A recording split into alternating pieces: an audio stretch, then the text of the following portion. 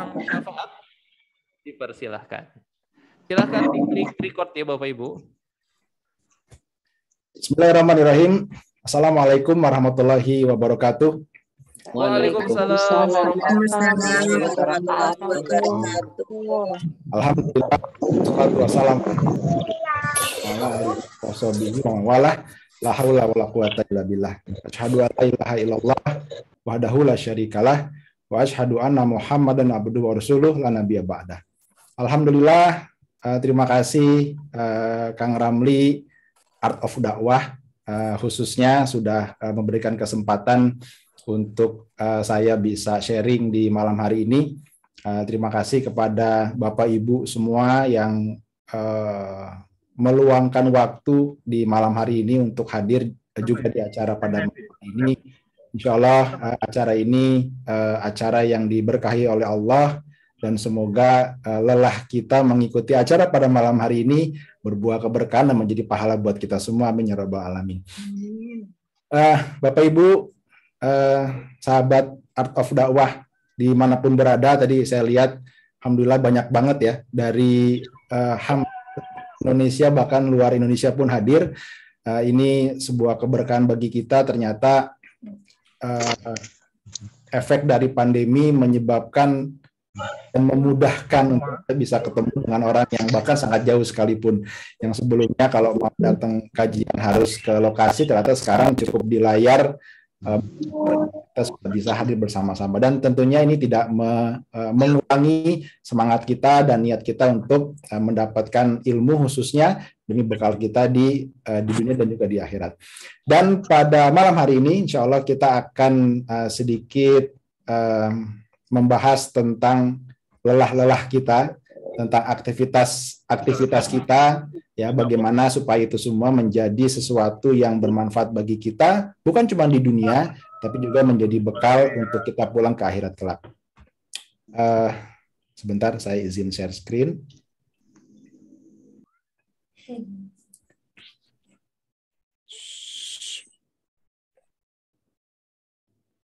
Alhamdulillah, sudah kelihatan ya teman-teman semua ya.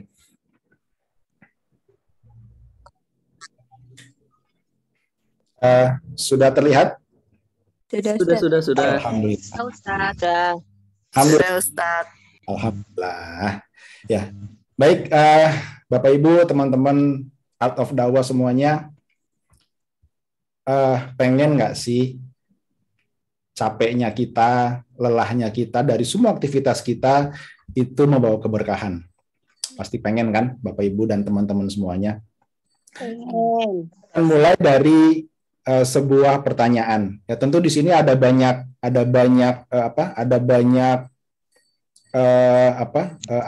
orang yang punya berbagai macam aktivitas tentunya ya. Nah, ini pertanyaan yang pertama saya khususkan bagi mereka yang punya bisnis. Nah, ada di sini bisnis? Ya, boleh ketik di kolom chat. Ada yang punya bisnis, mungkin punya perusahaan, mungkin punya bisnis online ya, mungkin punya warung, mungkin punya toko dan lain sebagainya. Ada ini yang punya bisnis yang hadir di acara pada malam hari ini, boleh ketik di kolom chatnya. Alhamdulillah ya, Deta ya, dan juga mungkin yang lainnya. Marina juga ada, alhamdulillah. Ternyata di sini juga banyak yang berkecimpung di dunia bisnis. Teman-teman semua, jika bisnis yang kita bangun mungkin bertahun-tahun ya, mungkin ada yang berpuluh-puluh tahun ya, pasti lelah ya, pasti butuh energi, pasti butuh pengorbanan. Kaki jadi kepala ya, kepala jadi kaki, kadang-kadang begitu istilah kita ya. Itu menunjukkan bahwa begitu besarnya energi yang kita keluarkan buat membangun usaha kita. Tapi karena suatu hal tiba-tiba usahanya itu rugi, ya, usahanya itu bangkrut bahkan, gitu kan, tanpa kita duga-duga, tanpa kita sangka-sangka, tanpa kita prediksi sebelumnya. Nah, kira-kira gimana tuh rasanya? Coba ceritain di kolom komentar. Bagi yang tadi punya bisnis, ya, bagi yang tadi punya usaha, gimana kalau tiba-tiba usahanya bangkrut atau usahanya rugi, oh Masya Allah ya. Ya, Kang Ramli nyesek, wah sakitnya tuh di sini pasti gitu kan. Sedih ya, Masya Allah, Bu Yati sedih ya, Bu Ani sedih, pasti kayak begitu. Itu respon manusiawi ya kan. Pada saat usaha kita tiba-tiba membawa sesuatu hal yang tidak menguntungkan buat kita akan merasakan respon yang yang itu manusiawi, sedih, nyesek dan lain sebagainya. Nah, sekarang pertanyaan kedua bagi seorang karyawan. Nah, ada di sini yang karyawan, yang profesional, muda, yang mungkin bahkan CEO mungkin, yang yang bertahun-tahun kerja. Wah, Masya Allah, ada ya Pak Abbas karyawan, ya Bu Nurwidia karyawan juga. Karyawan biasa atau biasa jadi karyawan, sama aja ya. Nah, ini pertanyaan untuk seorang karyawan. Selesai, target tercapai ya, bahkan overachieve ya, karena semangatnya luar biasa. Tapi bonus yang dijanjikan oleh pimpinan kalau tugas selesai kemudian target tercapai, itu bonusnya nggak cair-cair. Gimana tuh rasanya ya? Kita udah kaki jadi kepala, kepala jadi kaki gitu kan, udah menyelesaikan semua target ya kecewa lagi. Ingin makan orang, Masya Allah ya, pengen saking gemesnya gitu kan, saking keselnya sampai kalau bisa dimakan deh, kira-kira gitu ya. Masya Allah teman-teman semua ya, terima kasih atas komentar dan responnya. Sama ya, ibu rumah tangga juga mungkin yang nggak disebut, sama ya, ibu rumah tangga juga punya tugas yang luar biasa ya, target yang luar biasa ya. Kalau kira-kira ya udah kayak begitu perjuangannya disepelekan sama suami gitu kan, atau mungkin nggak dianggap sama suami, mungkin sama responnya, sama ceritanya, sedih dan lain sebagainya. Tapi yang tadi kita bahas itu adalah hal-hal yang sifatnya duniawi, hal-hal yang sifatnya yang kita jalankan dalam hidup kita sehari-hari. Padahal ya teman-teman semua, ada kondisi di mana kita nggak akan lagi pernah bisa kembali. Ada kondisi di mana kita nggak akan pernah lagi bisa menyesal. Dan nyesal itu udah nggak ada gunanya gitu. Kalau kita di dunia menyesal, kita masih punya kesempatan memperbaiki. Kita bisa evaluasi. Oh tadi misalkan, kenapa bisnis kita bangkrut, kita evaluasi.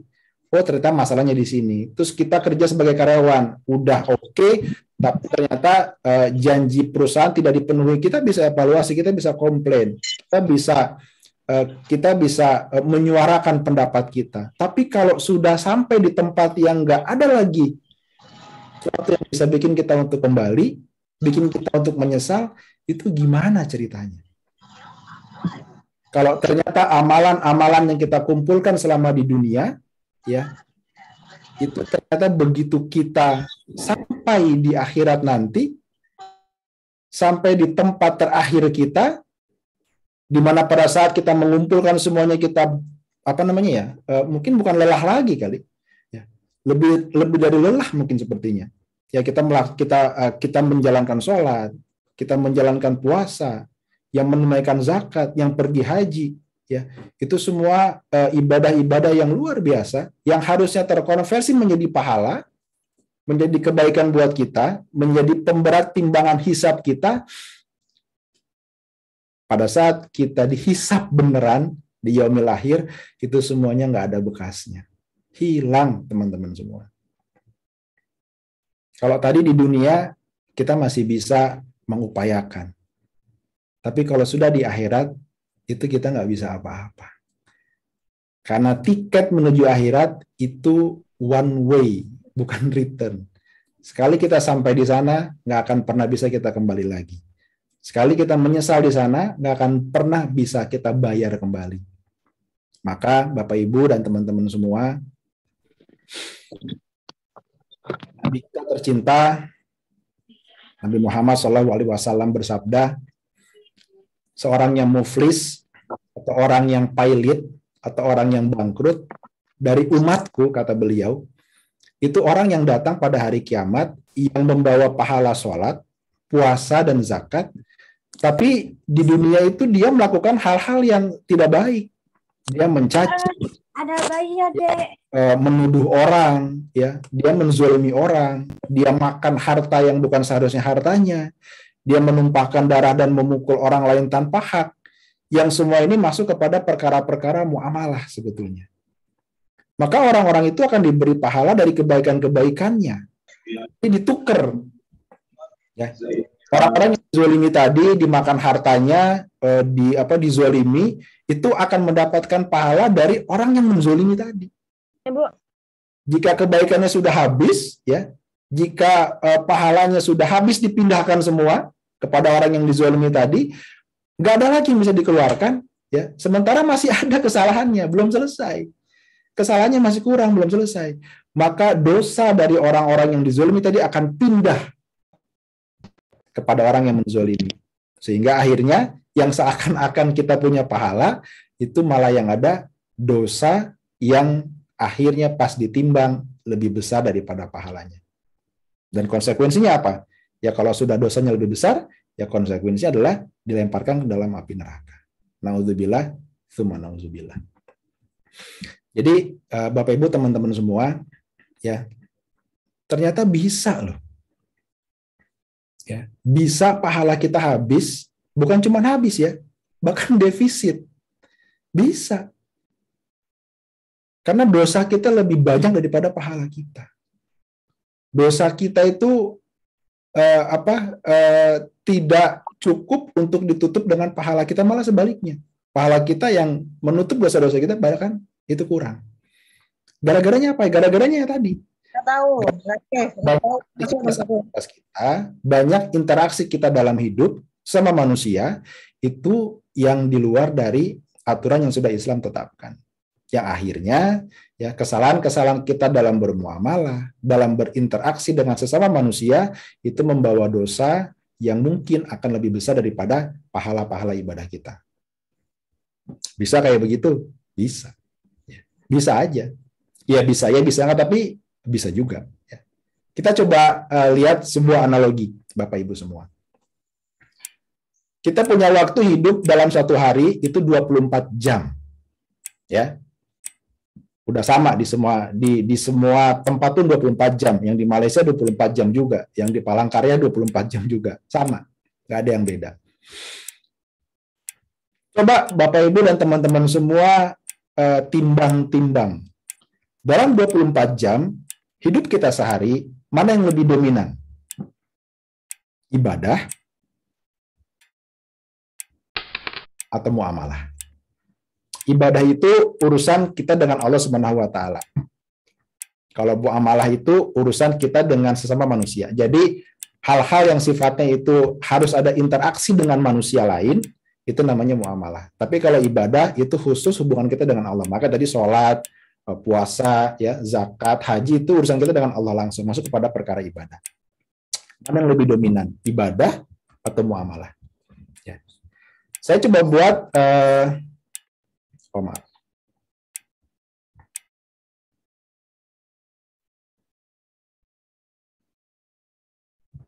Jadi hilang slide-nya, maaf ya.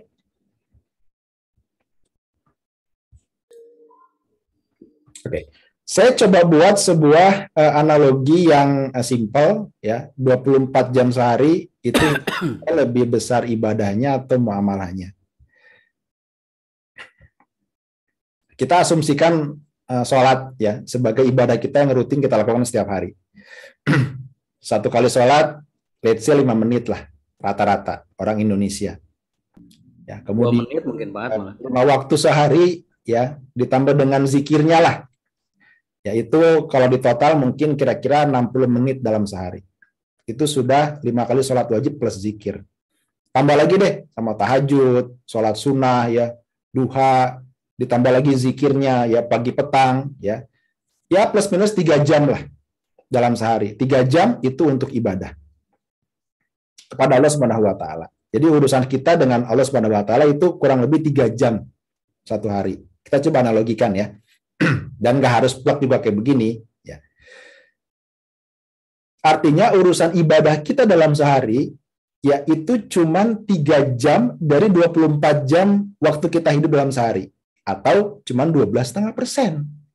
Kecil sekali Bapak Ibu. Kalau mau coba kita analogikan. Lalu kemudian kita juga harus merawat diri.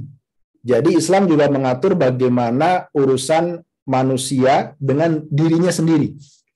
Ya, mesti diurus dirinya, ya. Mesti dikasih makan, dikasih minum, suruh istirahat gitu kan. Ya, maka kita asumsikan ya kebutuhan kita untuk mandi, untuk makan, untuk istirahat kurang lebih 7 jam lah sehari. Oke. Maka 3 jam ibadah ditambah 7 jam merawat diri itu sama dengan 10 jam. Maka Bapak Ibu sekalian, ya, masih ada sisa 14 jam dari waktu kita hidup. Kemana 14 jam ini ternyata? 14 jamnya ternyata itulah yang namanya muamalah. Itulah yang namanya urusan kita dengan manusia yang lain. Kerja, ya, arisan, jualan, dagang, ngobrol sama temen, main ke rumahnya, ya, silaturahmi, ya, ngobrol sama anak, jalan-jalan sama istri atau suami, itu muamalah semuanya. Berarti 14 jam itu muamalah, ya. Sementara 3 jamnya ibadah. 3 jam versus 14 jam. Kalau misalkan nih, ya, kalau misalkan kita buat baseline-nya lah, ya, 3 jam itu setara dengan 3 poin. Nah, kira-kira gitu. Berarti ibadah 3 jam dapat pahala 3 lah, kira-kira begitu. Sementara muamalah 14 jam itu muamalahnya salah. Banyak salahnya lah, kira-kira begitu. Atau nggak sesuai dengan syariat yang sudah Islam tetapkan. Maka 14 jamnya menjadi minus 14. 3 jamnya dapat pahala 3, ya, 14 jamnya dapat dosa jadi minus 14. Nah, kira-kira untung apa rugi? Surplus apa defisit kalau kayak begitu? Sehingga teman-teman semua, ya, kalau ternyata kejadiannya adalah aktivitas muamalah kita tidak sesuai dengan syariat Islam, ya, lelahnya kita tadi, kerja tuh lelah loh. Bahkan ada yang pergi gelap, pulang udah gelap. Nggak ketemu anaknya, berangkat anaknya masih tidur, pulang anaknya udah tidur. Ya, saking begitu dikejarnya dunia, saking begitu dikejarnya harta, karena anggapannya bahwa hanya dengan harta, ya maka hidup bisa indah, hidup bisa nyaman, dan sukses. Setelah itu, baru bisa berbuat kebaikan, baru bisa bersedekah, baru bisa berinfak, dan lain sebagainya. Maka gimana ceritanya kalau ternyata aktivitas kita berlelah letih dalam bermuamalah, itu malah nggak sesuai dengan syariat Islam. Jadi berkah atau tidak? Jadi pahala atau tidak? Sementara ibadah kita yang sudah menghasilkan pahala, karena ibadahnya benar-benar, ibadahnya khusyuk, ya, itu 3 jamnya habis untuk menutup yang 14 jam. Masih kurang 11 jam lah. Di mana nyari 11 jamnya? Gimana kalau hitung-hitungan analogi ini terjadi di yaumil hisab? Nggak ada tiket untuk kita balik ke dunia lagi. Maka teman-teman semua, sahabat Art of Dakwah, kalau sudah kayak begitu ceritanya, pantaskah kita mengharap surga? Pantaskah kita berharap masuk ke dalam surga? Kalau ternyata seperti itu kondisinya. Kalau ternyata lelah kita itu lelah yang hanya untuk mendapatkan dunia. Lelah kita, lelah yang ternyata nggak sesuai dengan syariat Islam. Lelah kita, capek kita, itu nggak sesuai dengan yang Allah inginkan. Padahal sesungguhnya manusia itu hidup di dunia ini semata-mata hanya untuk beribadah kepada Allah. Artinya tunduk dan patuh atas aturan-aturannya Allah.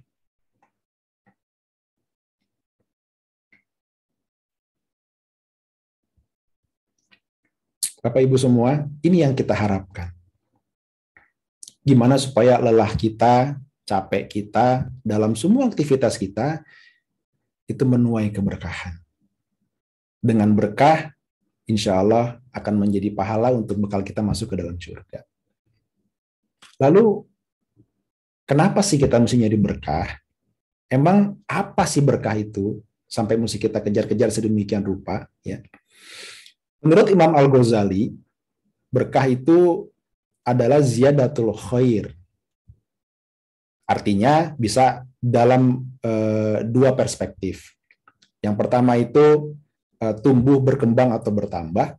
Ya, maksudnya adalah kalau Allah kasih keberkahan, maka itu akan terus tumbuh, akan terus berkembang, akan terus bertambah.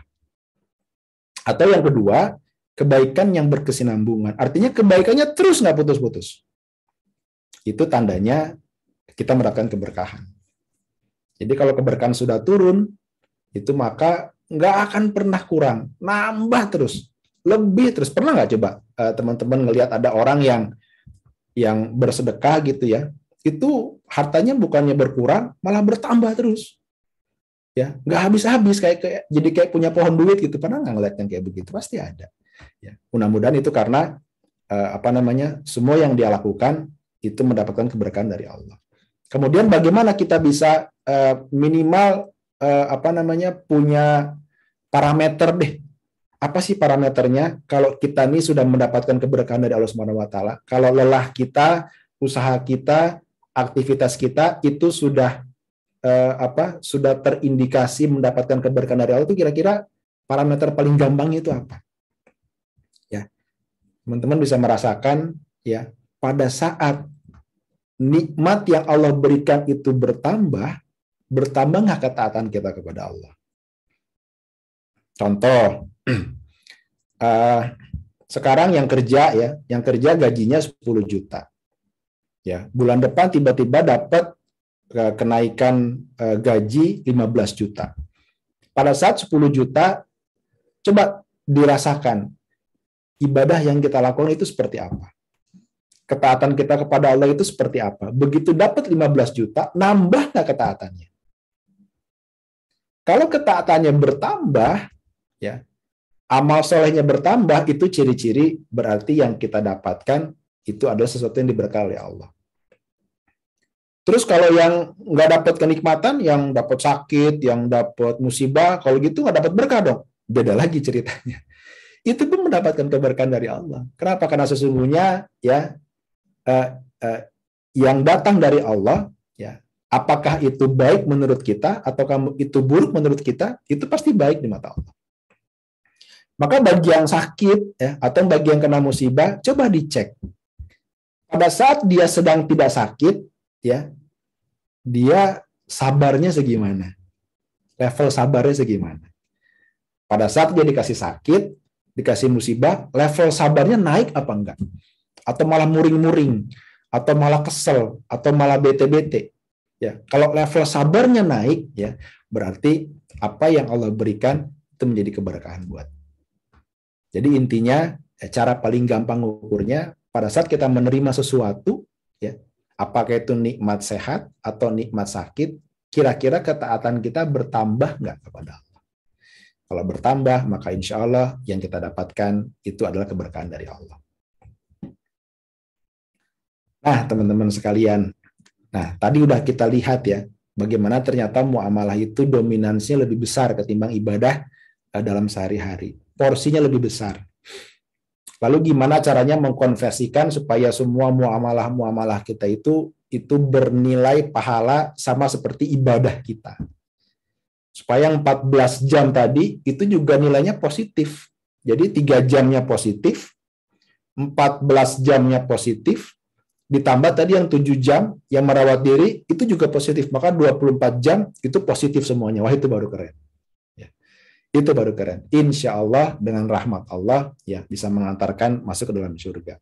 Lalu gimana caranya? Supaya lelah kita tadi ya dalam beraktivitas itu berbuah keberkahan, yang dengan keberkahan itu bertambah pahala kita, yang dengan bertambahnya pahala maka akan memperbesar jalan kita menuju surganya Allah. Mau tahu caranya? Tahu nggak? Atau mau tahu banget ya? Begitu kalau kata Ustaz Asepnya. Mau atau mau banget? Baik teman-teman sekalian. Yang pertama, ya, gimana supaya lelah kita, ya, capek kita, semua aktivitas kita dalam hal-hal yang sifatnya muamalah, yang sifatnya interaksi dengan sesama manusia, ya. Bahkan sebetulnya yang berinteraksi dengan Allah juga sama. Ya. Itu harus dimulai dengan ilmu. Jadi pahami ilmunya dulu. Karena ilmu itu harus dalam posisi sebelum beramal. Jadi kaidahnya al ilmu qoblal amal. Ilmu dulu sebelum amal. Jadi kalau mau bertindak nih, misalkan tadi Bapak Ibu ada yang ada yang punya bisnis, ya. Begitu mau menjalankan bisnis, begitu mau mengembangkan bisnis, begitu mau misalkan mau investasi bisnis, itu pastikan dulu gimana caranya ya, yang benar sesuai dengan syariatnya Allah, yang benar sesuai dengan hukum syara. Gimana ya? Kalau belum ketemu, stop, jangan berjalan, diam dulu. Kenapa? Kalau kita berjalan sebelum kita tahu ilmunya, jangan sampai yang tadi 14 jam tadi itu jadinya minus gitu. Jangan sampai yang 14 jam tadi itu menjadi dosa. Ya. Tanya dulu, cek dulu, pastikan dulu. Jadi pahami ilmunya sebelum beramal. Ya, contoh misalkan kita mau melaksanakan sesuatu hal, itu cek dulu deh, ini halal atau haram ya. Paling gampang ya. Ini boleh atau tidak ya. Misalkan tadi yang seorang karyawan, ya, kerjaan dia adalah kurir di perusahaan itu, dia kerja dibayar, diujroh oleh perusahaannya untuk kerjanya ngantar-ngantar barang. Sampai dia pernah mengantar ke tempat yang paling jauh, ya. Bekasi misalkan, ya, ke planet Bekasi itu ya. Jauh banget soalnya kalau Bekasi. Ya. Nah, ternyata sampai di sana dia dikasih tip sama si orang yang nerima barangnya itu. Itu cek dulu tuh. Ini halal apa enggak ya? Saya nerima tip ya. Haram apa enggak ya? Boleh apa enggak ya? Itu dicek dulu. Kalau belum yakin, jangan diterima atau jangan dipakai. Pastikan dulu sebelum amal itu kita lakukan. Ya. Jadi paling gampang lah kira-kira kayak begitu. Jadi cek dulu halal atau haram, boleh atau tidaknya. Kenapa demikian? Karena Rasul Shallallahu Alaihi Wasallam bersabda yang diriwayatkan oleh Imam Muslim, "Man amila amalan laisa alaihi amruna fahuwa raddun." Jadi barang siapa yang melakukan amalan yang bukan berasal dari kami itu maksudnya yang diajarkan oleh Rasul, yang tidak ditunjukkan oleh Rasul, itu ditolak amalnya gitu. Bahkan sayang, udah capek-capek tadi tuh ya, udah lelah-lelah kita beramal, ternyata nggak kepake. Cuman dapat dunianya doang gitu. Nggak dapat akhiratnya. Lah kan hidup kita kan yang kekal kan di akhirat, bukan di dunia. Lalu terus buat apa? Kalau kita cuma habis di dunia, nggak bisa kita bawa ke akhirat, buat apa? Itu kan? Jadi dipastikan ya, minimal kita tahu yang kita lakukan itu boleh atau tidak, halal atau haram. Begitu haram, tinggalkan. Kalau halal, teruskan. Allah juga berfirman dalam surat Muhammad ayat 19, ya, maka ketahuilah bahwa sesungguhnya tidak ada ilah, ya, tidak ada ilah, sesembahan atau Tuhan selain daripada Allah.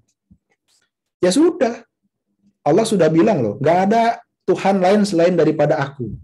Artinya apa? Artinya ya, kalau kamu mau ngapa-ngapain, tanya sama aku lah, kira-kira begitu. Ya, cek di Al-Quran, cek di As-Sunnah, ya, ada atau enggak aturan-aturannya. Kalau ada, jalankan. Kalau enggak ada, pastikan dulu. Kalau benar-benar enggak ada, jangan dilakukan. Ya, kenapa? Karena Allah udah bilang, ya, enggak ada lagi ilah selain daripada aku. Maka apa artinya? Ya udah, kerjakan apa yang Allah itu inginkan, Allah itu minta. Itu yang pertama. Ya. Yang kedua, penuhi akadnya. Jadi kalau kita bicara muamalah, bicara interaksi dengan sama manusia, itu ada yang namanya akad. Akad itu bukan cuma urusan nikah ya. Yang lain juga ada akad jual beli, ada akad kerja ya, dan lain sebagainya. Nah, kenapa? Karena akad itu kunci dalam sebuah muamalah. Kalau akadnya salah, akadnya batil, maka jadi haram yang dikerjakan. Kalau akadnya fasad, ya dibenerin dulu kerusakannya, baru dilanjutkan. Ya, kalau akadnya sah, ya sudah tinggal diteruskan. Ya, akad ini akan menentukan kesananya, ya. Bisnis kita itu akan benar atau tidak. Kenapa? Karena itu menentukan hasil. Kalau akadnya salah, tetap dijalankan bisnisnya, maka hasil yang kita dapatkan dari situ itu dosa semuanya. Ya tadi jadinya 14 jamnya itu jadinya minus, bukan positif. Kira-kira seperti itulah. Ya, penuhi akadnya. Jadi pastikan kalau kita kerja akadnya apa, ya penuhi. Sepanjang tidak melanggar syariat. Kalau melanggar syariat, ya pindah, tinggalkan. Jangan kita berdiam diri di tempat yang ternyata akadnya itu melanggar syariat. Kenapa Allah berfirman dalam surat Al-Maidah, ya, A'udzubillahi minasyaitonirrajim, ya ayyuhalladzina amanu aufu bil uqud. Jadi Allah itu memaksa kita untuk kita penuhi akad-akad kita. Jadi nggak boleh nih ya teman-teman yang kerja, cek di akad kerjanya jam berapa masuk kerja, jam 8. Pulang jam berapa, jam 5. Itu dipenuhi. Datangnya jam 8 bahkan sebelumnya. Pulang ya jam 5 atau mungkin dilebihin. Jangan datangnya jam 9. Jangan datang jam 10, itu melanggar akad loh. Ya. Kenapa? Karena pada saat kita berakad, Allah ada di sana. Allah mengiringi kita. Dan pada saat kita berkhianat atas akad itu, maka Allah pergi. Kepergian Allah itulah yang akan menuai hilangnya keberkahan. Maka nanti teman-teman yang kerja, ya udah nggak ada Allah mah ya udah nggak ada keberkahan. Ya udah nikmatin buat dunia aja, tapi jangan harap bisa dibawa buat ke akhirat. Oke. Yang ketiga istiqomah. Ini yang paling sulit dan sulit sekali. Ya. Istiqomah. Jadi kalau tadi sudah paham ilmunya, sudah tahu tata caranya seperti apa. Jadi tata cara itu terkait dengan akad ya. Ilmunya sudah tahu, tata caranya tahu. Ya udah. Ya, strict to the rules. Jangan pernah bergeser, jangan pernah mundur lagi ke belakang. Kenapa? Banyak orang-orang yang sudah paham ilmunya, ya, sudah tahu tata caranya, begitu dijalanin itu kok berat banget ya Allah. Ini kok bisnis kok nggak untung-untung ya Allah, gimana sih? Kok kerjaan kayaknya susah nyarinya. Nggak dapat ya. Sementara tawaran-tawaran yang itu masih melanggar syariat itu berdatangan gitu. Sementara yang udah kita berazam, saya nggak mau lagi kerja yang urusannya kayak begitu. Yang datang malah begitu lagi gitu kan. Istiqomah. Ya, kalau sudah paham ilmunya, tahu tata caranya, istiqomah. Kenapa? Karena insya Allah dengan keistiqomahan itu Allah akan kasih bonusnya nanti. Pasti janji Allah itu tidak akan pernah ingkar. Allah nggak akan pernah bohong. Ya. Kalaupun ya tidak kita dapatkan di dunia, kalaupun sampai akhir hayat kita harus mengalami kesulitan-kesulitan oleh karena kita istiqomah di jalannya Allah, ya nggak usah khawatir, nanti Allah akan balas di akhirat dengan pahala surga. Pilih mana? Dapat Ferrari di dunia atau masuk surga? Pilih mana? Ya, pilih dua-duanya. Ferrari dapat, masuk surga dapat. Manusia ya, pengennya kayak begitu. Kalau bisa ya, jangan memilih di antara yang indah, dapatkan dua-duanya. Masya Allah.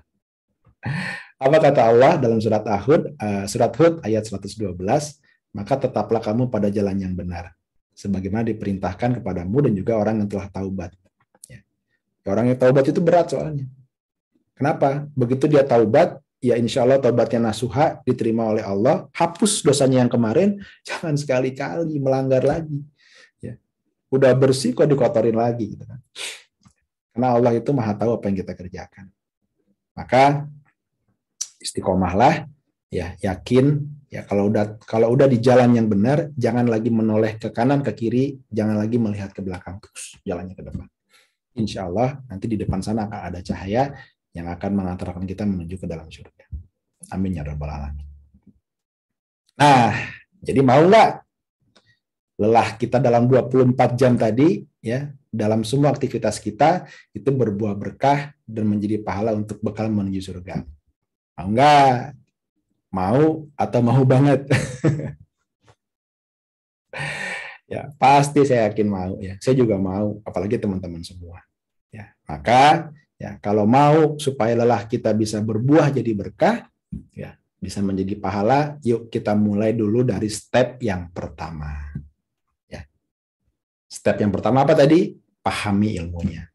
Ya, maka kita mulai dengan memahami ilmunya, kita mulai dengan belajar, kita mulai dengan mencari tahu, kita mulai dengan memantaskan diri. Nah, seperti apa caranya? Ya, kalau kita mau pahami ilmunya, ya kita lihat dulu video berikut ini.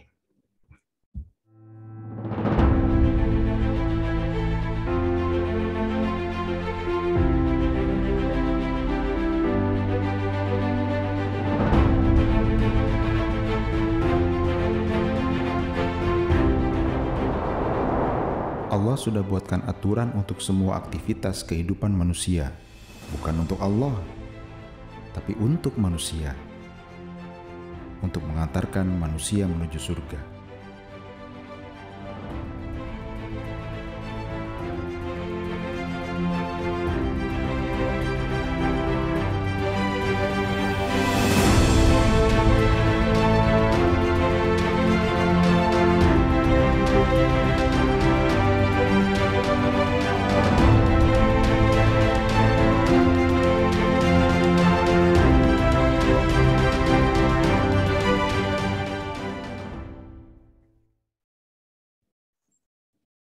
Ya, insya Allah saya ada kelas basic muamalah kelas yang di sana kita bisa belajar hal-hal yang ringan dulu, bagaimana bisa menjadikan aktivitas-aktivitas kita atau hal-hal yang sering kita temui dalam keseharian kita itu sesuai dengan apa yang syariat ajarkan, sesuai dengan apa yang Allah inginkan. Mudah-mudahan dengan demikian maka kita berharap ya semua aktivitas kita itu Allah ridho, ya Allah berkahi dan berbuah pahala buat kita semua. Dan teman-teman sekalian, teruslah belajar.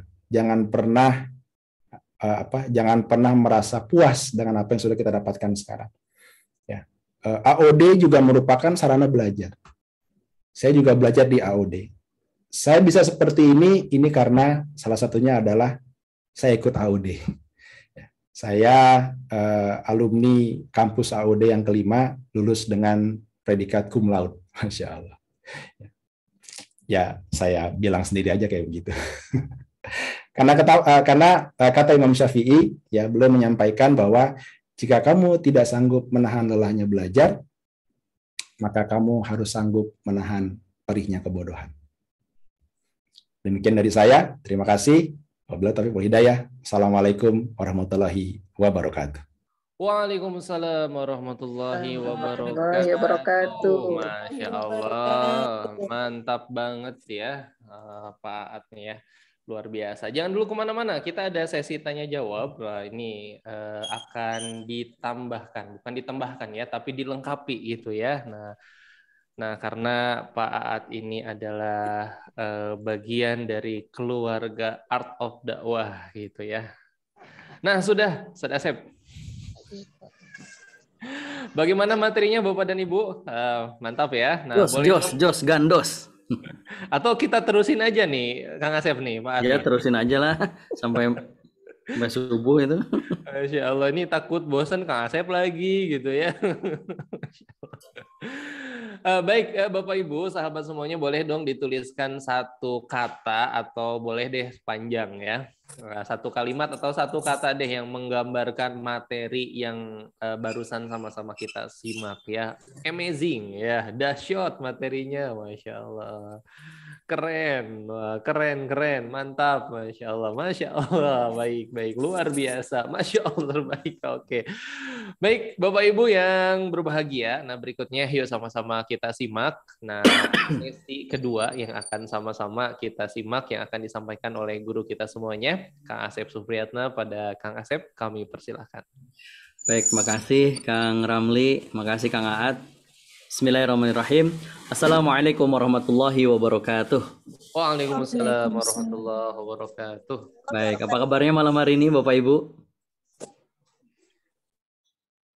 Allahu Akbar. Iya, iya. Alhamdulillah. Allahu Akbar. Oh, ya. Alhamdulillah, Allahu 100 Akbar. orang nih yang jawab alhamdulillah. Luar biasa Allah Akbar. Baik. Bentar. Sudah semuanya ya?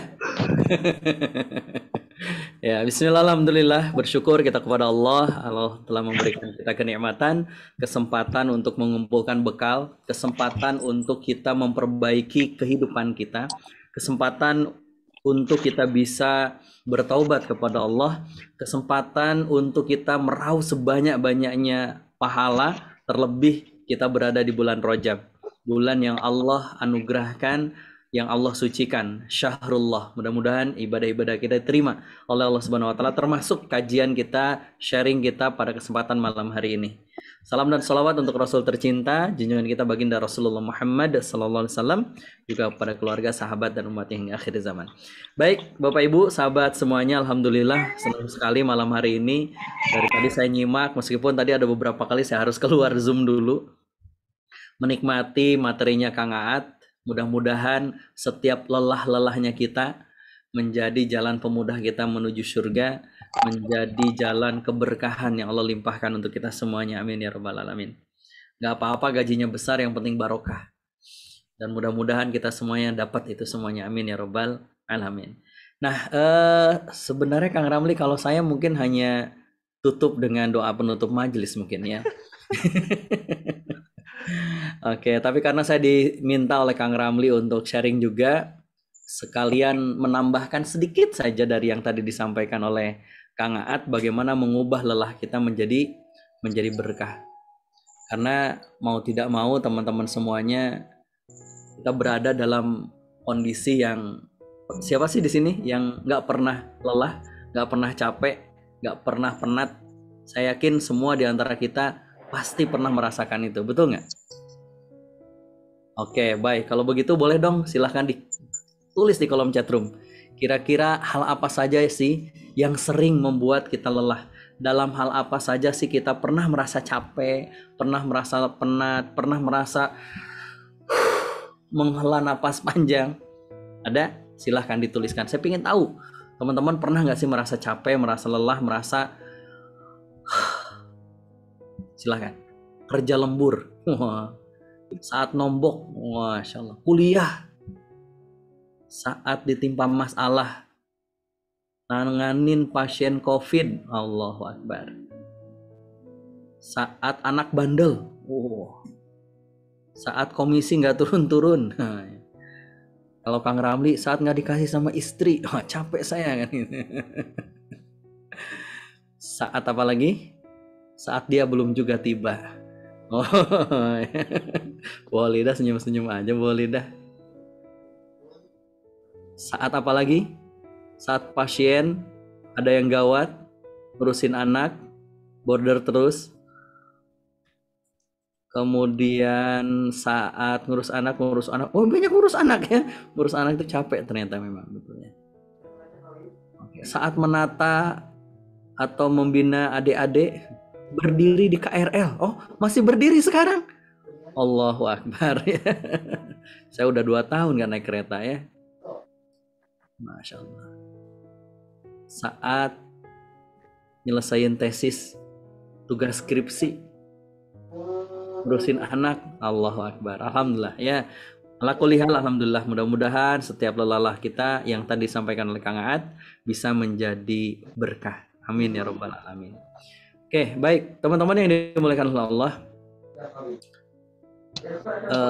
percaya nggak sih kalau yang namanya kejadian, peristiwa hanya akan menjadi peristiwa dan kejadian, tidak membuahkan apa-apa, tidak menghasilkan apa-apa, kecuali kita yang memberi makna dari kejadian itu. Setuju nggak? Setuju nggak? Misal, Setuju. tadi, ya makasih. Contoh misalkan tadi, peristiwa menangani pasien COVID, capek, lelah, penat dan sebagainya, ngurusin begini dan begitu.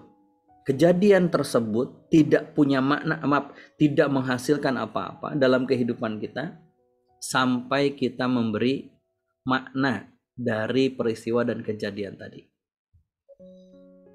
Contoh misalkan ketika kemacetan kita alami. Ada yang pernah merasakan di Malaysia? Pernah merasa macet seperti ini? Kak Siva? Ada. Ada ya. Ada. Mungkin tak seteruk inilah. Tak seru ini ya. Oke. Case-nya mungkin beda. Tapi kejadiannya, peristiwanya bisa saja sama. Traffic jam. Terjadi kemacetan yang sangat luar biasa. Nah, kemacetan itu tidak membuahkan apa-apa dalam kehidupan kita sampai kita yang ngasih makna terhadap kemacetan tersebut. Makna terhadap peristiwa tersebut. Kira-kira, kalau misalkan ketika kita terjebak dalam kemacetan, yang tinggal 1 jam lagi kita seharusnya melakukan check-in di bandara. Check-in di bandara 1 jam lagi, sementara kita masih terjebak macet. Kira-kira perasaan kita apa? Perasaan kita apa? Ada? Panik? Panik? Galau? Apalagi? Gelisah, gundah, gelana, bibir pecah-pecah, nggak sampai? Ingin pipis itu kan, deg-degan, panik gitu kan. Kenapa? Karena kita memaknai dulu macet atau merasa cemas dulu. Coba sekali lagi ya. Ketika macet, 1 jam lagi kita harus check in. Yang kalau lewat dari 1 jam, biasanya kan hangus. Kita tidak bisa check in. Kita cemas dulu baru memaknai kemacetan, atau kita memaknai kemacetan dulu baru kita cemas? Cemas dulu. Ya. Masa? Kenapa kita cemas? Karena macet. Iya, kenapa? Karena macet kita jadi cemas. Takut kehilangan uang. Nah, itu dia. Kita memaknai dulu kemacetan itu menyebabkan hilangnya uang, baru cemas. Nggak mungkin kita cemas kalau duitnya nambah. Coba, kalau misalkan dengan macet, duitnya nambah, kira-kira cemas nggak, Pak? Setiap menitnya macet 1 juta masuk. Setiap menit macet 1 juta masuk. Jadi kalau 1 jam 60 juta masuk. Kira-kira cemas nggak? Enggak kan? Terus kalau gitu, Pak. Betul kan? Wah, kalau gitu mendingan macet dong kan gitu. Kira-kira ketika kita bilang mendingan macet dong, kira-kira pada saat itu kita cemas atau enggak? Enggak. Jadi yang menjadikan kita saat macet itu cemas, itu adalah makna yang kita berikan kepada kemacetan itu. Yaitu, makanya kita cemas. Makanya kita galau, deg-degan. Gitu. Makanya kita stres. Sama, ngurus anak juga begitu. Gitu kan. Ngurus anak, kita bilang, anak saya kok susah nurut ya Ustadz, gitu kan. Nggak nurut-nurut. Maka cemas atau tidaknya kita, galau atau tidaknya kita, tergantung kita memaknai kejadian tersebut. Macet juga begitu. Kembali ke macet. Ketika kita macet, terjebak macet 1 jam lagi kita mau harusnya ke bandara, check in, tiba-tiba terjebak macet total, parah banget. Lalu kemudian kita memaknai kemacetan itu dengan kehilangan uang, tertinggal pesawat, harus beli lagi tiket, terlambat, nanti begini dan begitu, berbagai macam makna yang akan kita sematkan terhadap kemacetan. Dan kita pasti ketika datang ke bandara, saat benar ternyata pesawat sudah take off, kita datang dengan wajah memelas. Tuh betul kan? Astagfirullahaladzim. 1 juta lagi dong keluar, kan itu. Harus beli tiket lagi. Tetapi bisa saja itu berubah menjadi perasaan bersyukur Ketika kita tahu pesawat yang baru saja tinggal landas, baru saja take off, 1 jam kemudian mendengar kabar pesawat tersebut jatuh. Kecelakaan. Kira-kira sekarang kita memaknai macetnya kehilangan uang atau berkah? Berkah. Berkah. Beda kan? Jadi yang menyebabkan kita mendapatkan berkah itu peristiwanya, kejadiannya, atau memaknai kejadiannya. Maknai. Memaknai. Kan begitu? Nah, seringnya kita overthinking, kita seringnya jumping, kita seringnya terlalu dini memutuskan, terlalu dini untuk menyimpulkan bahwa kalau macet akan begini, panjang sampai ke belakang. Sampai kemudian kita stres. Barulah Allah datang dengan karunia-Nya. Barulah Allah datang dengan kasih sayangnya. Barulah Allah membukakan hikmah buat kita. Barulah kita beristighfar. Astagfirullahaladzim ya Allah. Maafin hamba ya Allah. Saya sudah bersuuzon. Ketika mendengar pesawat yang harusnya kita tumpangi jatuh dan semuanya meninggal dunia, kita yang selamat, kita sujud syukur. Kita meminta kepada Allah. Itulah memaknai peristiwa. Maka teman-teman yang dimuliakan Allah, Bapak Ibu yang dimuliakan Allah, bukan tentang kejadiannya apa, bukan tentang peristiwanya seperti apa, tapi tentang bagaimana kita memberi makna terhadap peristiwa kejadian yang sedang kita alami. Tadi yang Kang Aat bilang, ketika bisnis kita, apa tadi Kang Aat, rugi. Itu kejadian, itu peristiwa. Tapi apakah ruginya bisnis itu akan menjadikan hidup kita berkah atau tidak, tergantung kita memaknainya. Memaknai bisnis kita, memaknai kerugian bisnis kita. Begitu juga dengan sakit. Ya, teman-teman yang kemarin kena COVID, pasti mungkin ketika awal-awal kena COVID kita, aduh, gimana ya, kan begitu. Kenapa? Karena kita memaknai peristiwa COVID itu dengan sesuatu yang begini dan begitu. Barulah kemudian Allah membukakan cintanya kepada kita, kasih sayangnya kepada kita, hikmahnya untuk kita. Barulah kita tersadar betapa Allah sedang mencintai kita. Maka kejadian, peristiwa macet tadi ditambah dengan makna, apapun maknanya yang kita akan berikan, terserah, itu pilihan kita. Mau memaknainya apa? Macet maknanya apa? Rugi. Macet maknanya apa? Terlambat. Macet maknanya apa? Pusing, kehilangan uang. Macet maknanya apa? Kehilangan kesempatan. Macet maknanya apa? Begini dan begitu. Maka disitulah kita akan mendapati sesuatu. Apa sesuatunya? Tergantung makna yang kita berikan. Apakah sesuatu itu musibah ataukah berkah?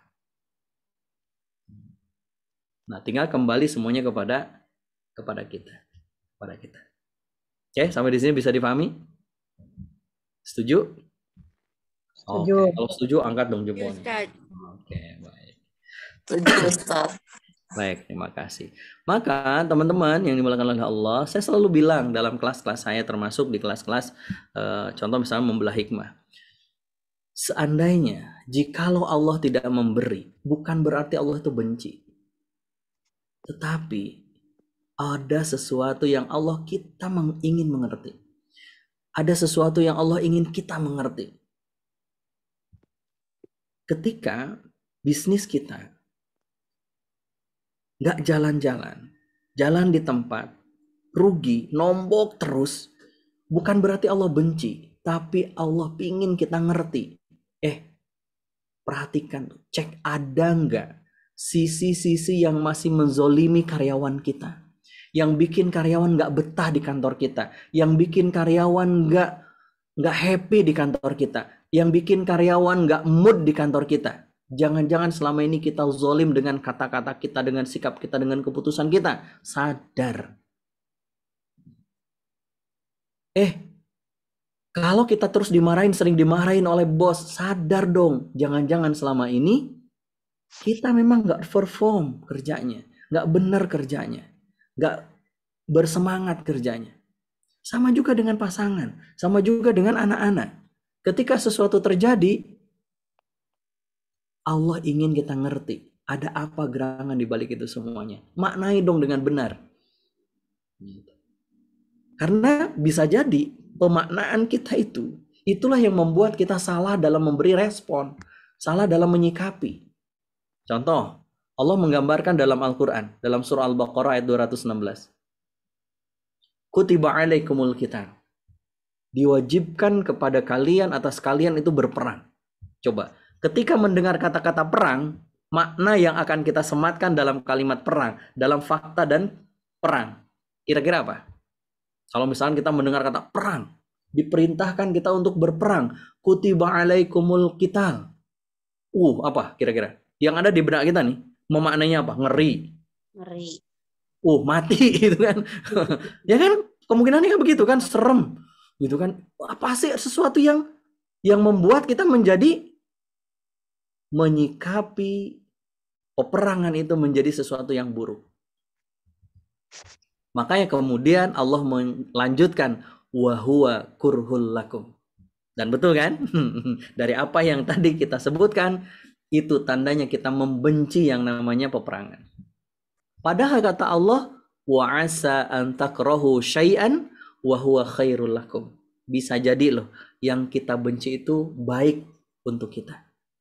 Wa asa an tuhibbu syai'an, dan bisa jadi apa yang kita cintai, kita suka, wa huwa syarrul lakum, itu buruk untuk kita. Siapa yang tahu? Siapa yang paling tahu hakikat baik dan buruknya untuk kita? Wallahu ya'lamu, Allah yang maha tahu. Wa antum la ta'lamun. Kita, Anda, saya, semua kita ini nggak tahu. Macet tadi, ya, kembali ke macet. Nih, Pak Sony itu nggak tahu gitu loh, bahwa karena macetlah dia diselamatkan. Allah nggak tahu. Dengan macetlah dia diselamatkan, nggak tahu. Yang di awal macetnya dimaknai dengan sesuatu yang macet lagi, Allahu Akbar. Kan begitu. Karena kita memaknai dengan sesuatu yang kita benci. Padahal tadi di ayatnya Allah bilang, wa asa an takrahu syai'an wa huwa khairul lakum. Padahal ingat loh Pak Sony, kalau kata Allah kan begitu. Misalkan kalau bahasa kita, Son, gitu kan. Kalau kamu nggak macet, kamu mati. Kalau kamu selamat, kamu macet, pilih mana? Kira-kira pilih mana, Bu? Bu Dini, kalau Bu Dini mau nggak macet, nanti naik pesawatnya celaka. Tapi kalau Mbak Dini, Bu Dini mau selamat naik pesawatnya, macet. Kira-kira Mbak Dini pilih macet atau nggak macet? Macet lah. Kan gitu. Tapi kenapa kita ketika macet menganggap itu buruk? Gitu. Kenapa? Karena wa antum la ta'lamun. Kita nggak tahu ada apa di balik kemacetan itu. Nah, maknailah kemacetan itu sesuai dengan yang Allah kehendaki, sesuai dengan yang Allah ketahui itu. Yang kita nggak tahu. Maksudnya apa? Allahu a'lam. Allah yang maha tahu. Pasti ada hikmah di balik kejadian ini. Itu makna. Maka banyaknya hidup kita stres. Capek itu wajar. Tapi capek yang membuat kita menjadi stres itu yang bermasalah. Berarti kita memaknai capeknya wa asa an takrahu syai'an, dengan sesuatu yang kita benci. Coba kalau misalkan kerjaan numpuk, kira-kira itu musibah atau berkah? Kerjaan nambah numpuk gitu kan, belum selesai ditambah lagi Kang Aat gitu kan, ini Kang, ya Allah Pak Aat, saya kan ini belum beres Pak, tambah lagi kerjaan gitu kan. Udah beres apa belum beres asrama putri sudah bikin ini gitu kan, udah bikin itu kan. Wa asa an takrahu syai'an, itu kan sesuatu yang seperti kita benci kan itu. Suami pelit, ayo coba, itu musibah atau berkah? Kenapa senyum-senyum? Dijawab. Jadi berkah. Musibah. Ya kan? Tergantung kita memaknainya loh. Kita maknainya apa dengan suami pelit itu? Suami pelit kan maknanya apa yang baik kan gitu? Oh berkah, berkah, berkah. Ini pengalaman maksudnya ya. Berkahin aja lah Sad gitu kan. Oke. Kalau istri cerewet, nah itu musibah atau berkah Bapak? Istri cerewet. Oh sangat berkah. Ke suami Bu Neneng ya, enggak afdol atau yang jawabnya istri mah. Pasti semua pingin menjawabnya berkah kan gitu. Nah kenapa kita sering merasa penat terhadap lelahnya hidup ini, lelah ngurus anak, capek ngurus suami, capek bekerja, capek berbisnis, capek ini dan itu, ketika kita memaknainya dengan makna yang keliru. Makna yang keliru. Maka kita nggak dapat tuh berkahnya. Hilang berkahnya. Hilang berkahnya. Maka kata seorang psikolog dia mengatakan, jika kita mau, ya, kata dia, jika kita mau meminimalkan kebingungan dalam hidup kita, confuse. Oh iya, 10.003 Bu, cukup ya 10.003. Ya, jadi kalau kita mau meminimalisir confuse dalam hidup kita, maka don't jump to conclusion. Jangan sekali-kali jumping menyimpulkan sesuatu. Macet, aduh, beli lagi tiket dong, gitu kan, itu langsung jumping tuh. Aduh rugi nih, ini terlambat nih, gitu. Itu namanya jumping. Jangan jumping. Kenapa? Karena ketika masalah itu datang kepada Anda, luangkan waktu untuk memikirkan, merenungkan maknanya apa, and whatever else you do. Lalu apa yang akan kita lakukan? Jadi jangan langsung reaktif.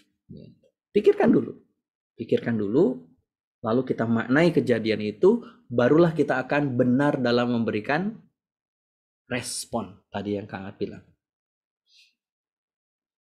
Nah, sekarang mari kita coba kuis ya, kuisnya. Oke, coba. Sekarang kalau misalkan kita terjebak macet ya, Anda menemukan kita lagi jalanan macet, coba maknai dengan makna yang positif. Apa? Kira-kira? Nah, boleh open mic, boleh ditulis di kolom chat room. Sabar. Meetingnya ditunda. Oh, meetingnya ditunda. Oh, atau kalau misalkan bisa zikir lebih banyak. Melatih sabar. Tenang itu bisa tilawah 1 juz. Bisa istirahat. Oh, bisa tilawah berapa juz? Alhamdulillah. Selamat dari bahaya, insya Allah. Gitu. Lanjut tidur. Jalan macet buka Quran. Oh, lanjut tidur. Bisa juga ya. Ya, betul. Ini sopirnya atau penumpangnya yang tidur ya? Kan disopirin, Tat. Oh, disopirin ya. Alhamdulillah. Bisa dengerin tausiah di YouTube, Ustadz. Oh, oke. Bisa dengerin lebih khusyuk ya tausiah, melatih qanaah, bisa melanjutkan hafalan. Wow, keren. Jam kerja berkurang. Oh, jam kerja berkurang, bener juga ya. Masya Allah, ya. Saya baru ngeh juga ya. Nyari macet aja, Mbak. Berarti kalau kita berangkat kerja, carilah titik-titik kemacetan. Carilah titik-titik kemacetan. Itu solusi ya. Kalau mau jam kerjanya berkurang ya. Apalagi kira-kira? Kan banyak kan memaknai apa sih dari kemacetan itu. Yang ketika kita memaknainya benar, maka responnya akan benar, perasaannya akan benar.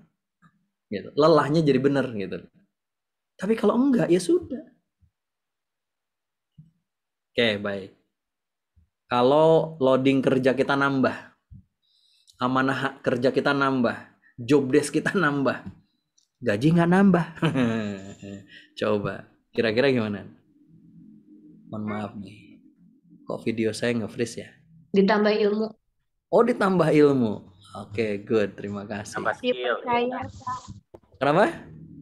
tambah berkahnya. Percaya, diberi amanah yang lebih. Oh iya, berarti kita dipercaya ya oleh Allah Subhanahu wa taala ya, oleh perusahaan. Oke, good, mantap. Apalagi? Oh, lebih sehat karena banyak kerjaan. Nah, Kang Aat ya, cek ya itu karyawannya Kang Aat atau bukan ya. Kalau karyawan Kang Aat segera loadingnya ditambah. Loading nambah menjadi orang yang terpilih. Oh, alhamdulillah. Skillnya nambah, betul kan? Ketika loading kerjaan kita ditambah, berarti kita harus jadi nambah skill, nambah pengalaman. Insya Allah nambah gaji juga. Susah cari kerjaan, dikasih kerjaan kok nolak. Wah, iya ya. Di saat orang lain malah nyari kerjaan, kita dikasih kerjaan malah nolak kan gitu. Jadi aneh kan gitu. Nambah ilmu, oke, good, mantap, luar biasa. Oke, loading kerja tuh, loading kerja kita nambah. Ban motor mobil kita kempes. Ayo coba maknai dengan baik, maknai dengan benar. Rezeki buat tukang tambal ban. Masya Allah, keren ya. Rezeki buat tambal ban. Apalagi rezeki buat yang jual ban. Oh iya, bisa ganti ban. Udah lama nggak diganti bannya. Oh, kurang sedekah jangan-jangan gitu kan. Bagi-bagi rizki. Padahal kalau bagi-bagi rizki mah nggak harus nunggu dulu ban bocor ya. Kelihatan banget pelitnya. Ya, bagi-bagi rizki. Bisa istirahat. Boro-boro Pak gitu kan, harus dongkrak gitu kan ban. Enggak lah, nyuruh tukang ini parkir, Mang bisa bantuin nggak, kan kasih juga gitu kan gitu. Tadi ada bagus tuh ya, beli apa namanya itu minuman di botol katakan harganya 3.500, keuntungan buat pabrik 1.500, keuntungan buat toko 700, keuntungan buat tukang parkir 2.000. Wah, jadi tukang parkir itu untungnya lebih besar ya. Oke. Dapat teman ngobrol, benar juga, betul loh.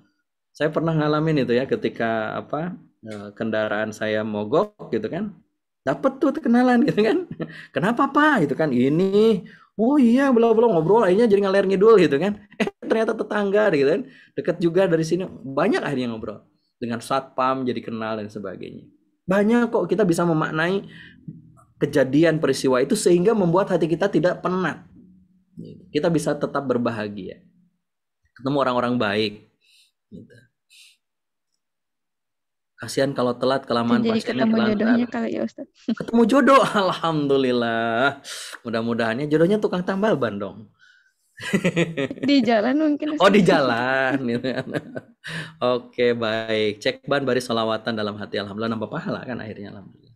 Baik, apalagi misalkan sakit, qadarullah kita diberikan oleh Allah sakit. Yuk kita maknai apa makna yang bisa kita berikan. Menggugurkan dosa. Apalagi istirahat, banyak salawat, banyak berzikir, banyak nambahin introspeksi diri, lebih dekat taubat gitu kan. Evaluasi, disuruh istirahat, betul ya. Saya ngalamin itu. Ingat mati, bener Bu ya. Sama tubuh Ustaz. Betul, lebih sayang sama tubuh, perhatian sama makanan, kesehatan. Oke, good. Bisa dekat dengan anak-anak ya, karena di rumah terus ya gitu. Berguguran dosa insya Allah. Menghargai kesehatan kelaknya gitu kan. Setelah sakit kita jadi tahu gitu kan betapa berharganya yang namanya sehat. Oke. Ada yang bantu cuci piring. Maksudnya apa nih? Terika, maksudnya apa Terika? Ada yang bantu cuci piring. Oh, maksudnya yang sakitnya bantuin cuci piring, gitu kan? Bersyukur ya terhadap nikmat. Bisa jadi ya zolim tuh kalau misalkan kita sering zolim terhadap tubuh kita sehingga dengan sakit kita jadi diingatkan. Oh iya benar ya, giliran dikunjungi alhamdulillah ya. Sudah lama kita mengharapkan kunjungan dari Pak Aat ya, harus nunggu sakit dulu ternyata baru Pak Aat datang gitu kan. Alhamdulillah berkah juga ya. Doyan sayur. Oh alhamdulillah ya. Mengingat kematian, memaknai sehat itu mahal. Jadi tahu keluarga banyak yang perhatian. Alhamdulillah. Kalau Kang Devi bukan, jadi tahu ternyata sendirian itu menyakitkan, gitu kan. Oke, tambah langsing, alhamdulillah ya. Turun berapa kilo Bu Dina? Jadi tahu mana teman yang perhatian kita sakit. Betul sekali. Jadi tahu nih mana teman sejati, mana yang tidak. Alhamdulillah. Kan bisa kita maknai banyak sebenarnya. Yang kadang ketika kita jumping yang tadi itu, saya bilang, kita tertutup tuh dari ini semua. Yang di bayangan kita, aduh kalau sakit nggak bisa kerja, kalau nggak bisa kerja nanti gajinya begini, kalau begini, wah banyak sekali ketakutan, kekhawatiran yang masuk ke dalam diri kita. Maka masuk tuh setan alladzi yuwaswisu fi sudurin nas.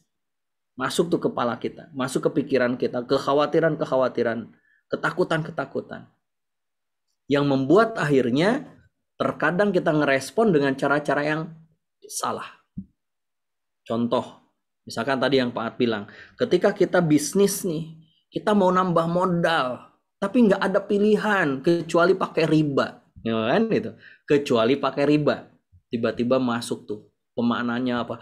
Aduh gimana lagi ya Allah, nggak apa-apa kali ya, ini kan terpaksa, gitu kan. Kita maknai dengan kesulitan, maknai dengan ini, langsung kemudian kita ambil. Berkah hilang berkahnya. Bisnisnya bisa saja berkembang. Tetapi ingat, berkembangnya bisnis kita tidak sebanding dengan keberkahan bisnis kita. Bahkan bisa jadi berkembangnya sesaat, jatuhnya selama-lamanya.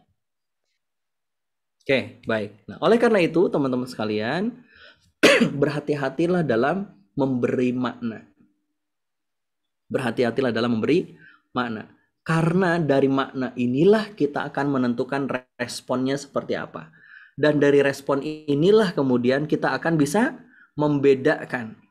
Ya, membedakan mana respon yang baik, mana respon yang buruk. Dan tentunya dari respon ini akan mendatangkan berkah atau tidak terhadap aktivitas kita dalam kejadian tersebut. Maka berhati-hatilah kita memberikan makna, karena berkah tidak mungkin hadir dari pemberian makna yang keliru, yang salah.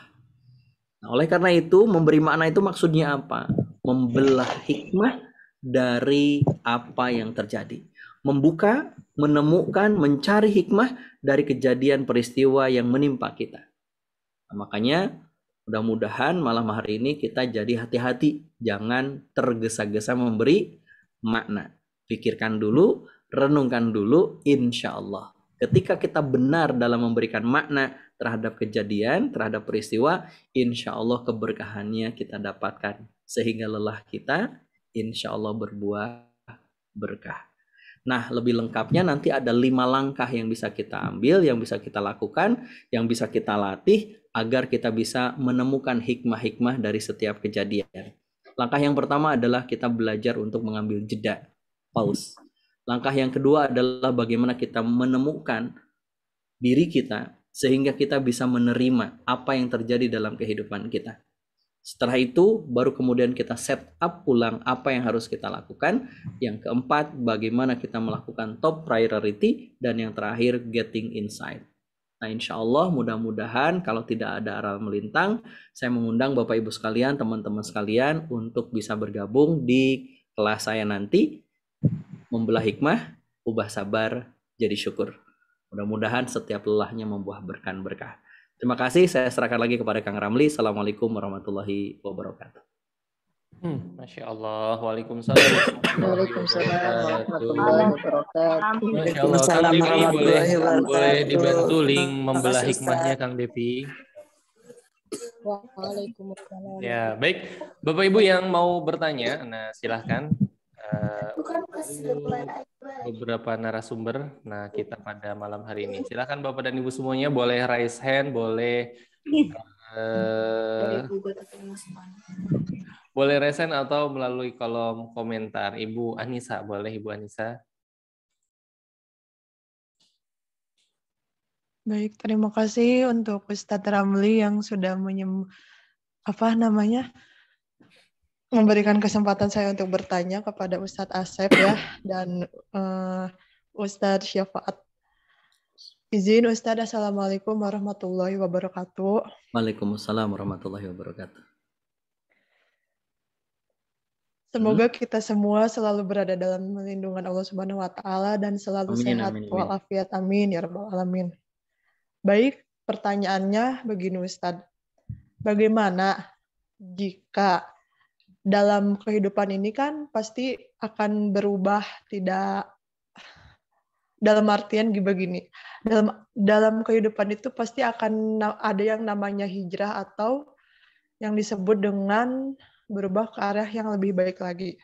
Nah, bagaimana jika ketika sudah melakukan hijrah dalam untuk menjadi atau lebih taat agar lebih baik lagi, bagaimana jika dalam perjalanannya itu salah niat gitu. Dalam artian salah niat dan salah arah dan niatnya tidak lurus gitu. Lantas apa yang harus dilakukan? Apakah harus meluruskan niatnya dulu atau mundur gitu? Baik, begitu saja pertanyaannya. Terima kasih. Wassalamualaikum warahmatullahi wabarakatuh. Waalaikumsalam warahmatullahi Allah wabarakatuh. wabarakatuh. Ya, silakan Kang Aat, pakar hijrah. Baik, Mbak Anissa. Kalau kita sudah tahu kita salah niat, maka yang harus kita lakukan adalah apa? Ya segera betulkan niatnya. Kan udah tahu itu salah gitu. Yang kedua, kalau kita sudah tahu bahwa kita salah arah, maka tinggal betulkan arahnya, bukan balik kanan untuk mundur. Tinggal membetulkan niatnya, meluruskan niatnya, membetulkan arahnya. Misalkan begini, saya mau ke Cekice di Bintaro. Ya. Dari rumah harusnya kan belok kiri ke arah Yasmin. Saya belok kanan ke arah kampus IPB Darmaga Ciampea Lewiliang. Apa yang harus saya lakukan? Apakah saya harus balik ke rumah? Nggak perlu, tinggal cari putaran aja di situ yang paling dekat, bisa mampir ke pom bensin, bisa cari tempat yang agak lebar, lalu kemudian kita putar balik untuk melanjutkan perjalanan kita menuju arah yang benar, bukan balik arah ke tempat kita asal, ke rumah kita. Kan niat kita sudah mau hijrah, kita sudah mau pindah, kita mau berbaikan, melakukan perbaikan diri. Jangan balik lagi ke masa lalu, tapi perbaiki apa yang keliru. Bisa dipahami ya? Jangan kembali ke masa lalu, tapi perbaiki apa yang keliru. Termasuk juga niatannya. Itu mungkin. Kang Aat, mangga ditambahkan. Ya, intinya sama ya, Ibu. Bahwa innamal a'malu binniyat ya. Jadi bahwa segala sesuatu yang kita lakukan itu tergantung pada niat kita. Jangan sampai diawali oleh niat yang salah, tapi kita masih memaksakan melaksanakan aktivitasnya gitu. Khawatir nanti menjadi aktivitas yang sia-sia dan malah tidak berdampak kebaikan bagi kita. Ya, alhamdulillah kalau memang ternyata Allah tunjukkan bahwa itu niatnya salah, jadi tinggal kita balik arah aja. Ya, tapi kalaupun misalkan ternyata kita mengalami kesulitan buat balik arah, ya pastikan kita bersama dengan orang-orang yang tepat, ya, yang akan membantu bagaimana cara balik arah yang benar. Jadi jangan sendirian, jangan berupaya untuk kita memaksakan sendiri. Karena insya Allah di sekeliling kita banyak orang-orang yang bisa membantu untuk kita ketemu dengan arah yang benar. Kira-kira gitu mungkin. Satasep. Terima kasih Kang Aat. Baik, selanjutnya silakan, mungkin ada yang mau nanya kepada Ustadz Ramli. Ibu Eka Dinda. Silakan Ibu Eka Dinda. Baik. Assalamualaikum warahmatullahi wabarakatuh, Ustaz. Waalaikumsalam warahmatullahi wabarakatuh. Terima kasih banyak untuk kesempatan yang sudah diberikan. Ini ilmu yang luar biasa malam ini, Masya Allah. Pertanyaan saya begini, Ustaz. Bagaimana kalau di sekitar kita atau ada seseorang yang benar-benar sudah memberikan aura negatif ke kita lah, anggaplah jahat lah begitu Ustadz ke kita. Terus selama ini kan katanya kalau kita mau menghilangkan energi negatifnya kan harus ingat yang baik-baik tentang dia. Tapi kan dia sudah jahat nih sama kita. Terus tapi kita tidak bisa menghindari dia gitu. Nah, untuk mengubah mindset kita supaya positif dan tidak terpengaruh terhadap kelakuan jahatnya ke kita itu bagaimana Ustadz? Karena kita juga tidak bisa menghindari dia, misalnya di tempat kerja misalnya harus ketemu dia, tetapi dia udah jahat sekali ke kita misalnya kayak gitu. Bagaimana mengubah mindset kita sendiri itu supaya aura negatif dari dia itu tidak mempengaruhi pikiran kita. Terima kasih banyak Ustadz. Sama-sama Ibu. Aura negatif. Jahat. Oke. Aura kasih. Anggaplah begitu. Baik, terima kasih. Baik, teman-teman sekalian, ini gambar apa nih? Kapal laut. Titanic. Baik, teman-teman sekalian, kapal laut itu tidak akan pernah tenggelam karena air yang ada di luar. Sekali lagi ya, kapal itu tidak akan tenggelam karena air yang ada di luar. Kapal ini akan tenggelam ketika air itu masuk ke dalam kapal. Maka jangan pernah rusak hidup kita dengan pikiran-pikiran orang lain, pengaruh-pengaruh orang lain, komentar-komentar orang lain yang masuk ke dalam pikiran kita. Nggak perlu dimasukkan. Karena itu yang akan menenggelamkan kehidupan kita. Biarkan aja. Apakah ketika Rasulullah berdakwah di Mekah, dicaci, dimaki, dicibir dan sebagainya, direspon dengan seperti kita ngerespon? Kan enggak. Dibiarin aja. Gitu. Terusin aja. Biarkan itu tetap di luar. Karena apa yang ada di luar tersebut tidak akan membuat kita tenggelam. Apa yang membuat kita tenggelam? Ketika sesuatu yang di luar itu sudah mulai masuk ke dalam pikiran kita. Itu mungkin. Allah a'lam bishawab. Pak Aat? Ya, nambahin lah. Jadi bahagia itu sebuah keputusan, bukan keadaan. Jadi pada saat kita bertemu dengan orang-orang yang mungkin julid gitu ya, julid buat kita, ya tinggal kita memutuskan kita mau tetap bahagia atau kita mau terpengaruh dengan orang tersebut. Nah, kalau kita memutuskan kita terpengaruh oleh orang tersebut, ya maka kita akan merasa capek gitu. Tapi kalau kita memutuskan enggak, saya pengen tetap bahagia kok. Biar aja dia julid, biar aja dia marah-marah, biar aja dia bete, tapi saya pengen tetap saya bahagia kok dengan apa yang saya kerjakan. Dan manusia itu makhluk yang sempurna, ya. Maka harusnya kita yang bisa lebih menguasai keadaan, jangan keadaan menguasai kita. Itu kira-kira. Masya Allah. Baik, terima kasih Kang Aat atas jawabannya. Kita lanjut ke pertanyaan berikutnya ya. Baik, Kang Ramli, ini ada pertanyaan dari Ibu. Saya Ustaz yang nanya, Ustaz.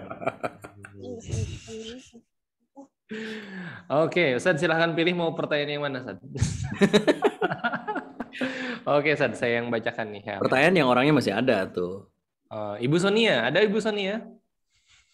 Ada masih aktif. Ibu Sonia, boleh nanya langsung. Oke, sepertinya saya tanyain ya. Misal kita dikasih ujian, suaminya nakal di luar atau melakukan maksiat di luar, kemudian kita sadar dan tetap berdakwah berharap beliau berubah. Apa hukumnya kalau kita berharap surga kepada Allah atas segala kesabaran kita menghadapi ujian? Ya, Allah Subhanahu Wa Taala berfirman, "Salamun alaikum bima sabartum." Masuklah kalian, selamat atas kalian. Ketika kita disambut oleh para malaikat di pintu-pintu surga, para malaikat menyambut kita dengan kalimat salamun alaikum bima sabartum. Selamat ya, kalau bahasa kita kan begitu. Selamat ya, kamu bisa masuk surga atas kesabaran kamu. Justru jadikan ketika kita mendapatkan ujian, kesabaran itu yang mudah-mudahan menjadi jalan pemudah kita menuju surganya Allah. Tetap niatnya ikhlas karena Allah, mengharapkan ridha Allah, mengharapkan ampunan dari Allah, mengharapkan kenikmatan dari Allah. Salah satu bentuk ridhonya Allah itu adalah surganya Allah. Maka mudah-mudahan dengan kesabaran kita, semakin kita sabar seperti Asiyah. Ya, Bunda Asiyah itu suaminya Fir'aun, punya suami namanya Fir'aun. Yang zolimnya udah nggak ketulungan, bukan lagi nakal Fir'aun itu ya. Fir'aun itu zolim bukan nakal gitu loh. Lebih dari nakal. Kalau nakal mungkin ya dikit-dikit gitu kan, maksiatnya dikit-dikit. Enggak, ini Fir'aun itu anna rabbukumul a'la. Ngaku sebagai Tuhan. Coba gimana nggak nakal kan gitu kan? Nakal banget nih gitu. Tetapi Allah mengabarkan melalui hadis Nabi SAW ada 4 wanita yang menjadi penghulu wanita di surga. Salah satunya adalah Asiyah, istrinya Fir'aun. Karena kesabaran Asiyah terhadap Fir'aun, ya suaminya yang zolim itu, Allah menghadiahkan surga untuk Asiyah. Nah mudah-mudahan buat kita juga begitu, para istri ya khususnya. Jika kita menemukan suami kita bermaksiat, ingatkan, lalu serahkan semuanya kepada Allah, bersabar, mudah-mudahan itu menjadi jalan pemudah kita menuju surga. Amin ya rabbal alamin. Masya Allah. Pak At, ada tambahan Pak At? Aman. Aman ya. Ini seperti masih pertanyaan buat Kang Asep nih, soalnya ada clue membelah hikmah ini ya. Kang Asep, bagaimana jika kita menyikapi suatu peristiwa di awalnya itu terbawa oleh emosi, beberapa waktu kemudian baru bisa qanaah, ambil hikmahnya nggak di awal harus memulai tahapan luapan emosi terlebih dahulu. Ya.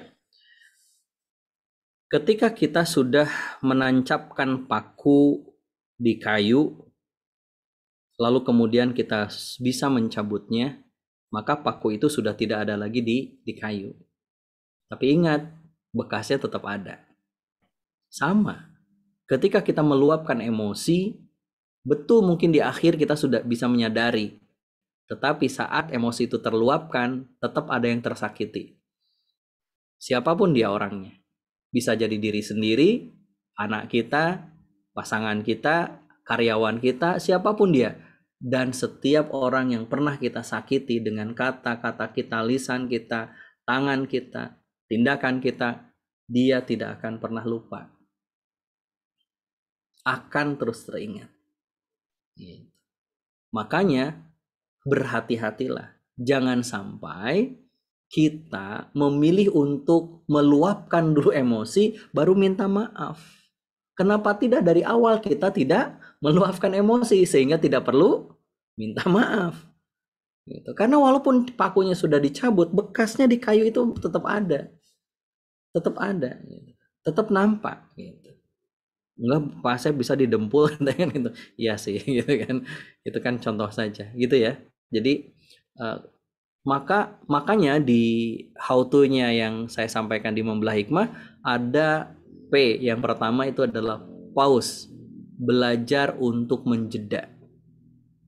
Untuk apa itu pentingnya? Agar kita tidak mudah meluapkan emosi saat terjadi sesuatu yang menimpa kita. Sehingga kita benar dalam memberikan respon. Nah, lebih lengkapnya nanti insya Allah dibahas di kelas Membelah Hikmah. 4 kali pertemuan kalau tidak salah insya Allah. Ya. Bagi para alumni boleh ikut lagi. Iya, ini memang jawabannya ikut kelas Membelah Hikmah semua nih sepertinya, Ustaz. Enggak, ini baru-baru pertama ini aja. Yang tadi mah enggak dijawab tuntas. Satu lagi. Ustadz, gimana caranya ikutan kelas Membelah Hikmah? Oh, itu pertanyaan saya barusan, Ustaz. Nih, Ustadz, bagaimana caranya bisa menerima takdir yang Allah berikan pada kita? Tuh, kan ada, Ustaz. Tapi ya. Jawab dulu, Ustaz ya. Baik, gimana cara menerima takdir? Kita harus kenal dulu dengan siapa yang memberi takdir. Ketika kita nggak kenal, maka kita nggak paham. Dan kalau kita nggak paham, pasti kita menolak. Seperti tadi macet. Kalau kita nggak paham, siapa yang memberikan kemacetan itu kepada kita? Yang mentakdirkan kita terjebak dalam kemacetan itu. Maka kita nggak akan mengenal, kita nggak akan paham kalau nggak kenal. Ketika kita mengenal bahwa Allah itu maha baik, bahwa Allah itu maha maha baik. Nggak mungkin Allah itu ingin menzolimi hamba-hambanya, nggak. Maka kita pasti akan paham bahwa di balik keputusan Allah pasti yang terbaik untuk kita. Tinggal kita mencari apa hikmahnya. Gitu. Jadi tinggal kenal saja sama Allah, kenal sifat-sifatnya Allah, insya Allah kita akan paham apa makna di balik kejadian itu. Sehingga kita bisa menerima hikmah, menerima takdir yang Allah berikan kepada kita, insya Allah. Nggak perlu nunggu ikut kelas membelah hikmah. Gitu Kang Ram. Oke, baik Ustaz. Artinya, oh ya, Ustaz mau bertanya hukum jualan parfum. Wah ini gantian lah Paat lah ya. Nah, Ustaz mau bertanya hukum jualan parfum biang, parfumnya itu dicampur absolut atau sol, gimana hukumnya? Ini pasti jawabannya ada ini ikutan basic muamalah kelas. Itu detailnya ada di sana gitu ya.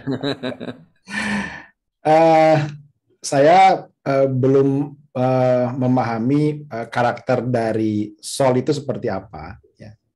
Apakah dia masuk kategori alkohol atau bukan? Tapi yang bisa saya jelaskan kalau parfum biasanya mengandung solvent, yang mana solvent itu biasanya digunakan itu alkohol, gitu.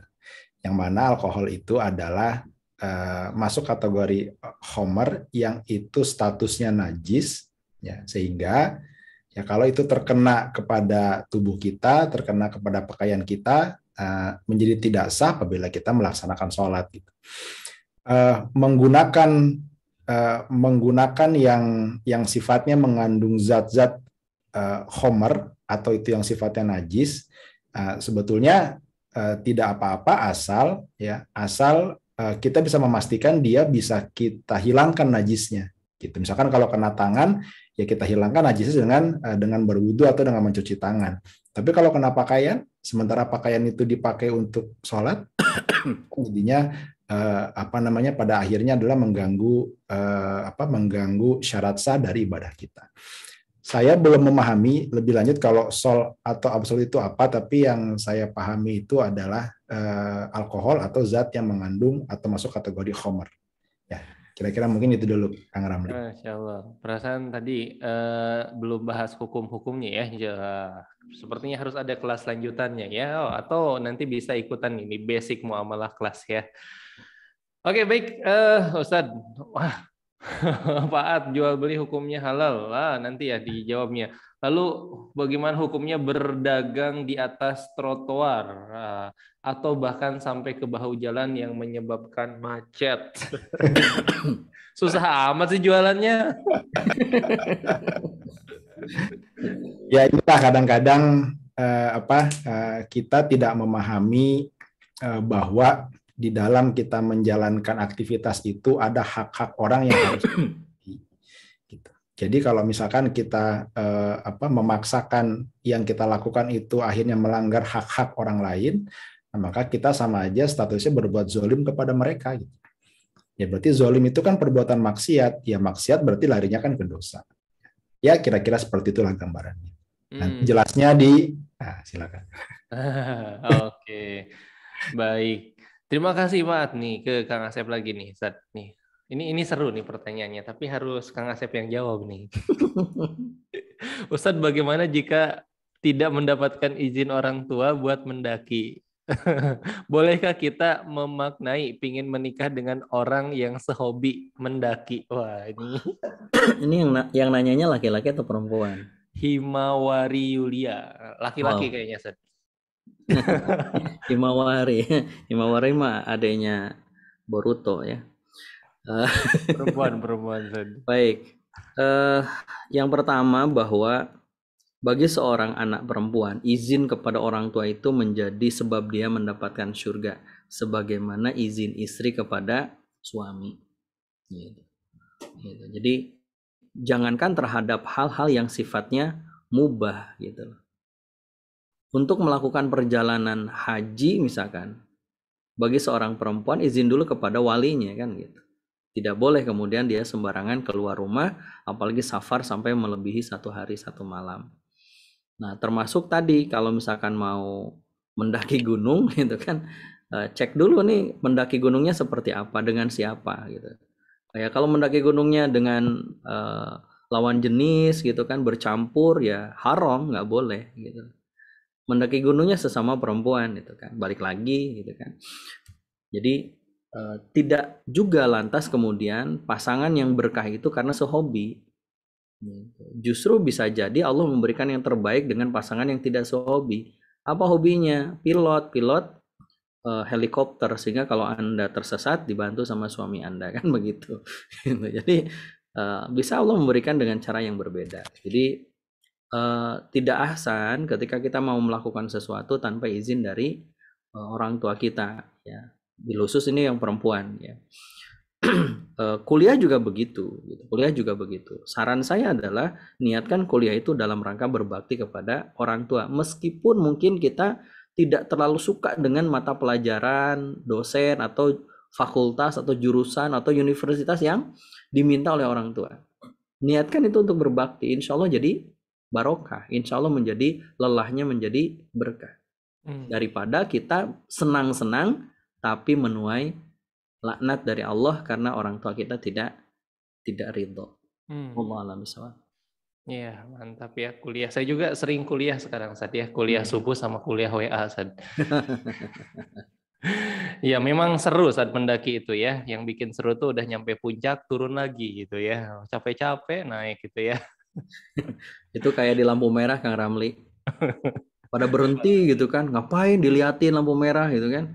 Katanya mau nunggu lampu hijau gitu. Setelah keluar lampu hijau, ditinggal gitu. Kan gimana gitu ya. Oke, baik. Jadi harus dapat izin orang tua ya Ustadz. Ya, betul ya. Baik Ustadz, karena waktu juga yang memisahkan kita di sesi akhir, saya minta closing statement atau kesimpulan dari materi yang disampaikan dari Pak At dulu deh. Silahkan Pak At. Baik, alhamdulillah. Tadi mungkin sedikit sudah ada gambaran ya teman-teman semua. Jangan sampai ada aktivitas yang kita lakukan itu bertentangan dengan apa yang Allah inginkan. Karena semua yang kita lakukan sebetulnya intinya satu, berharap kepada ridhonya Allah. Bagaimana mungkin kalau kita melanggar atas apa yang Dia inginkan, Dia akan memberikan ridho kepada kita. Karena ridho itulah yang akan mengantarkan kita masuk ke dalam surga. Maka pastikan sebelum bertindak, sebelum berbuat, pastikan dulu boleh atau tidaknya, pastikan dulu hukumnya seperti apa, supaya langkah kita ke depan itu mendapatkan keberkahan, dan insya Allah dengan keberkahan berbuah jannah yang Allah berikan kepada kita. Matur nuhun. Assalamualaikum warahmatullahi wabarakatuh. Waalaikumsalam warahmatullahi wabarakatuh. Kang Asep, closing statement, Kang Asep. Ya, hati-hati aja dalam memberi makna, termasuk makna untuk acara kita malam hari ini. Ditunggu di kelas Membelah Hikmahnya, insya Allah. Masya Allah. Baik, Bapak Ibu dan juga sahabat semuanya, karena waktu juga yang memisahkan kita, insya Allah kita akan bertemu kembali di lain kesempatan. Nah, untuk itu kita sempurnakan majelis kita dengan doa kafaratul majelis. Subhanaka Allahumma bihamdika asyhadu an la ilaha illa anta astaghfiruka wa atubu ilaik. Terima kasih untuk Bapak dan Ibu semuanya. Kita ketemu kembali, dia ditunggu Kang Asep di kelas Membelah Hikmah di awal Maret ya. Terima kasih. Assalamualaikum warahmatullahi wabarakatuh. Waalaikumsalam warahmatullahi wabarakatuh.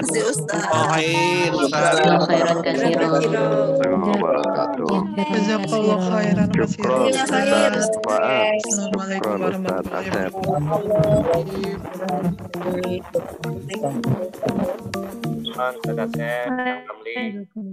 Sami-sami, silakan. Terima kasih Ustaz Asep. Amin. Amin, Kang Rafi.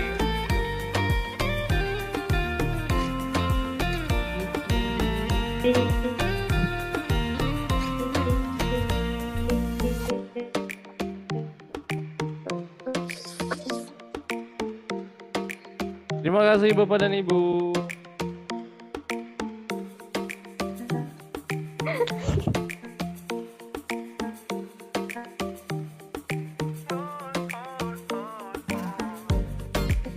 Allah. khairan. Waalaikumsalam, makasih Bu.